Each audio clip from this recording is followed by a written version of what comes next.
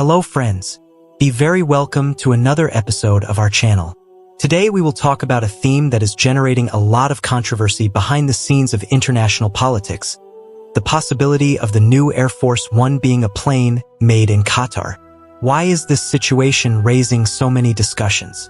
What are the risks, interests, and consequences of this choice? Stay with us until the end to understand all the details of this impressive story. To start, we need to understand one very important thing. What is, after all, Air Force One?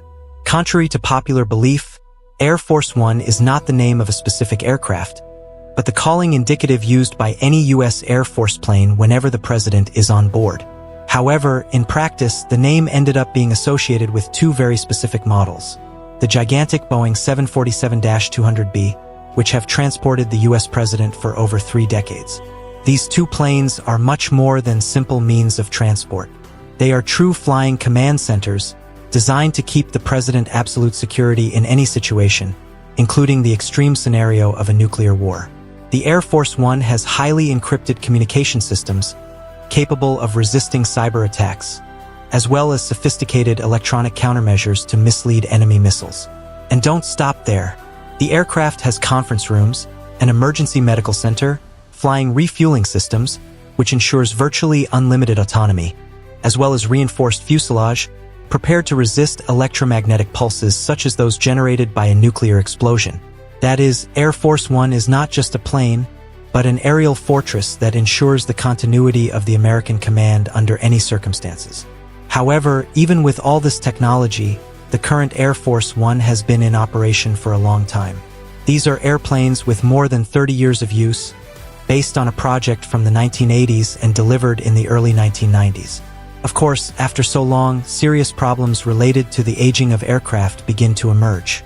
The electronic systems, which at the time were state-of-the-art, today are obsolete.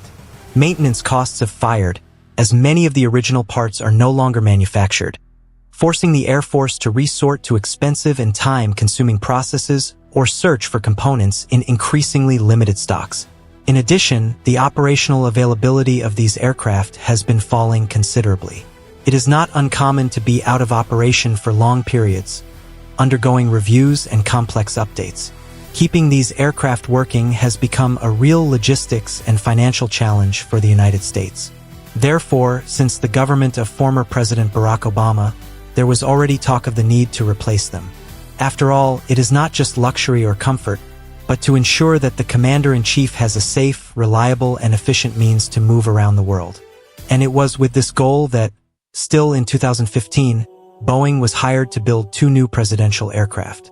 The model chosen was the Boeing 747-8, a significantly more modern and efficient version of the iconic jet.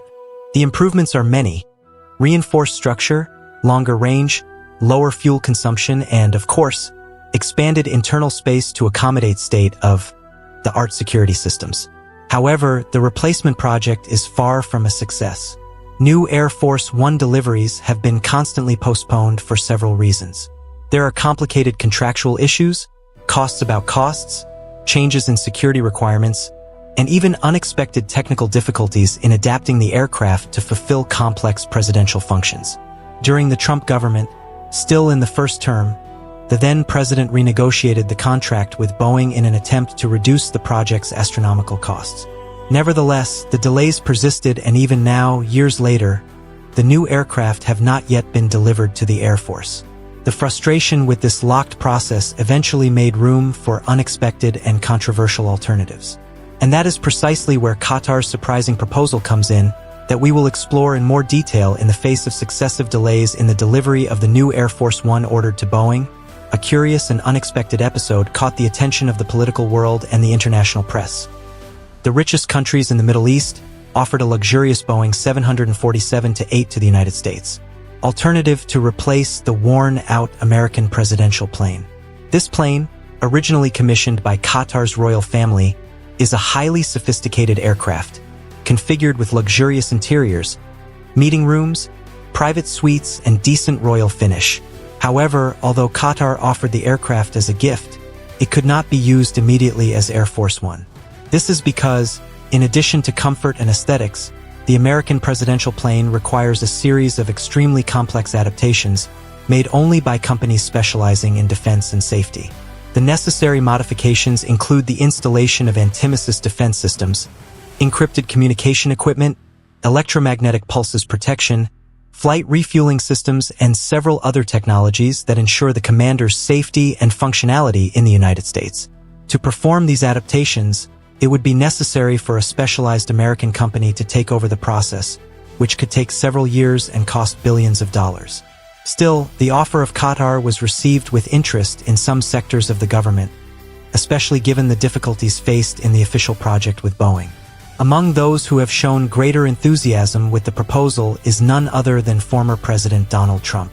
During a visit to the aircraft offered by Qatar, Trump was impressed by the luxury level and sophistication of the jet, publicly stating that it would be an excellent idea to replace the current Air Force One with this plane. It was not long before the episode won the headlines of the newspapers and rekindled the debate about replacing the presidential aircraft.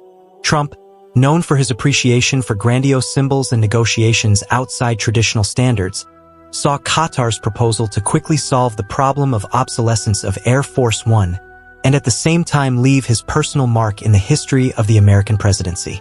However, this possibility soon became a great controversy. Suspected that, after being adapted and used as Air Force One, this aircraft could eventually be intended for Trump's future presidential library or even used for personal purposes. Such a possibility raises important constitutional issues, especially with regard to the acceptance of foreign gifts by U.S. authorities. According to the United States Constitution, no civil servant can accept gifts, fees, or titles of foreign governments without the consent of Congress.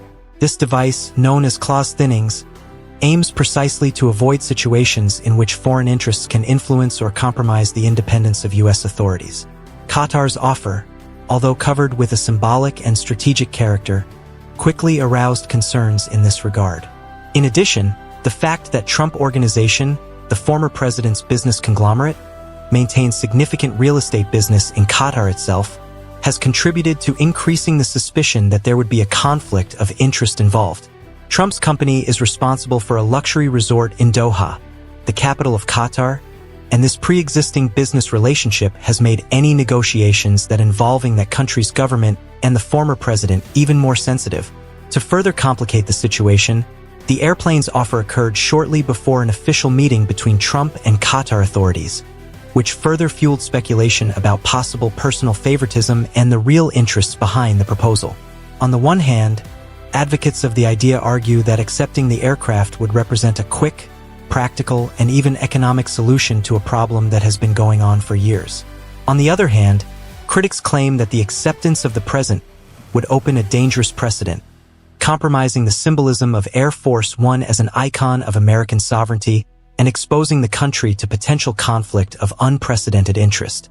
At the center of this clash is the delicate relationship between the United States and Qatar, a nation that, while maintaining an important strategic partnership with Washington, is also the target of severe criticism for its involvement with extremist groups. The Qatar, although a strategic ally of the United States, especially for hosting the largest American airbase in the Middle East, Al Udeid Air Base, is also often accused by U.S. and European authorities of maintaining financial and political bonds with groups considered terrorist, such as Hamas and the Muslim Brotherhood. This duality makes the relationship between Washington and Doha extremely complex, marked by military and economic interests, but also by profound ideological and ethical differences. The fact that the main symbol of American presidential power and sovereignty, Air Force One, could be associated directly or indirectly with a country that, according to many critics, finances organizations hostile to the interests of the United States, was considered by analysts and politicians as a morally indefensible situation. Air Force One is not just a means of transport. It represents the authority, security, and prestige of the President of the United States. Transforming it, even partially, into a Qatar-associated product could be interpreted as a symbolic weakening of the American position on the international scene. For many critics, it would be inconceivable that the figure of the U.S. president traveled at an aircraft whose origin was linked to a government accused of supporting extremist groups. In addition, This possible adoption of a Qatar presidential aircraft reinforced the perception of the most nationalist sectors of American politics that the United States would be giving up its technological and strategic self-sufficiency in exchange for immediate solutions. Boeing itself, responsible for the manufacture of the current Air Force One and the construction of the new planned models, was at the center of this controversy. After all, the acceptance of an airplane offered by Qatar could represent a symbolic defeat to the American aeronautical industry and to check the tradition that Air Force One must be, above all, a genuinely national product, from its structure to its safety and communication systems. The debate intensified further with the possibility, ventilated behind the scenes, that Trump, by accepting or even showing enthusiasm with the offer of Qatar, was preparing the land to use the same aircraft as part of his presidential library or even personal use after the end of his mandate. This hypothesis, although not officially confirmed, was sufficient to light the warning between constitutionalists, congressmen, and the press. After all, accepting a gift from this magnitude of a foreign government, even with the justification of temporarily serving as Air Force One, could violate constitutional norms and create a dangerous precedent for future administrations. The situation was even more aggravated by Trump's imminent meeting with Korean authorities, scheduled shortly after the aircraft's offer. For many, this meeting would be the ideal occasion to seal an agreement, albeit informally, about the fate of the luxurious Boeing 747-8. This temporal coincidence has generated even more suspicions about a possible conflict of interest, as, besides being a former president and potential candidate in future elections, Trump is also an entrepreneur with relevant investments in Qatar, which, for critics, would represent an unacceptable mix between public and private interests. Amid this complex web of political, commercial, and strategic interests, Air Force One has once again turned into a symbol of controversy. While, on the one hand, the Korean proposal seemed to offer a quick and economically advantageous solution to the problem of obsolescence of current presidential aircraft, on the other, it put in check fundamental principles of American politics, such as independence from foreign influences and the need to preserve the symbolic integrity of its national icons. The case has also exposed, in a crude manner, the vulnerability of military and presidential acquisition programs subject to delays, overpricing, and bureaucratic barriers, which end up making room for potentially problematic alternative solutions. Air Force One, which should be an example of technological excellence and strategic planning, has become this episode a reflection of the complex international relations and internal political disputes that mark the contemporary American scenario. Qatar's proposal, Trump's enthusiastic reaction, accusations of conflict of interest, and the delicate relationship between Washington and Doha composed a plot that transcended the mere replacement of an aircraft. This episode showed how, in global politics, even the choice of a presidential plane can become a symbolic battlefield, where national interests, diplomatic strategies, and personal ambitions are confronted. Thus, while the current Boeing 747-200B remains in operation, even with their increasing limitations and risks, the future of Air Force One remains surrounded by uncertainties, reflecting the tensions and dilemmas of an increasingly interconnected world and at the same time, deeply divided.